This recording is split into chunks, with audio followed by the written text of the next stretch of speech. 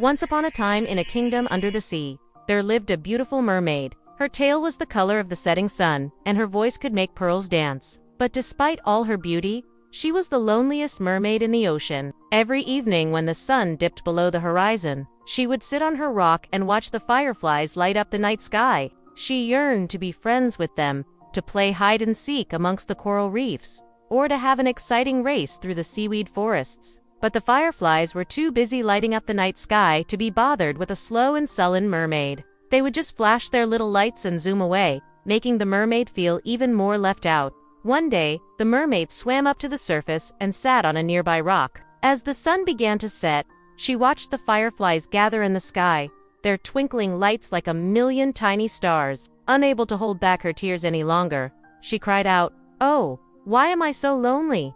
Why can't I ever have any fun?" As if in answer to her wish, a genie popped out of a seashell at her side. "You are lonely because you have never made an effort to befriend anyone," said the genie. "And you say you want to have fun, yet you have never been to the surface to see what it's like." The mermaid gasped. She had never thought of going to the surface before. The idea both frightened and excited her. But then she remembered how lonely she was. Maybe the surface world could be different? Maybe she could find someone who would be her friend. But first, she needed to know what kind of friend the fireflies were. So she asked the genie, "Can you take me to see them? Please." The genie waved her magic wand, and in a flash, the mermaid found herself in the middle of the fireflies gathering. She watched in awe as they put on a dazzling display of light and color, flashing and swirling in the night sky. The mermaid couldn't help but smile. It was the most beautiful thing she had ever seen. Then suddenly, one of the fireflies flew right towards her. The others followed, forming a circle around the brave little firefly who landed on her finger. "Hello," he said.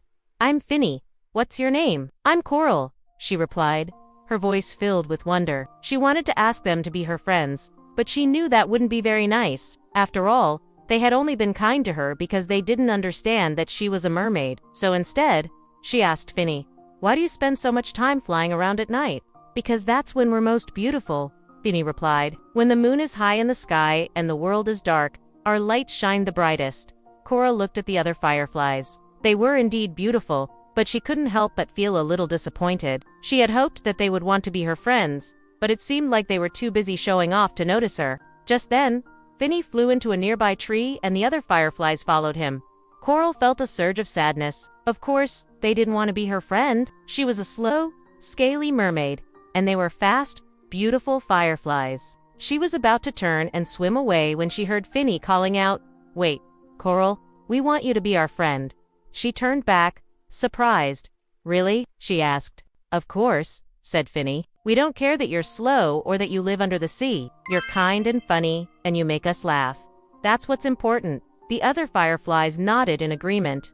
A wide smile spread across Coral's face. She had never been so happy. She spent the rest of the night playing with the fireflies, and when the sun began to rise, the genie returned to take her home. From that day on, Coral was never lonely again. She had found a group of friends who accepted her for who she was, a silly, fun-loving mermaid who just happened to be a little slow. And every night when the moon is full, Coral and her friends put on a dazzling display of light and color, reminding everyone who sees them that true friendship is the most beautiful thing of all. The end.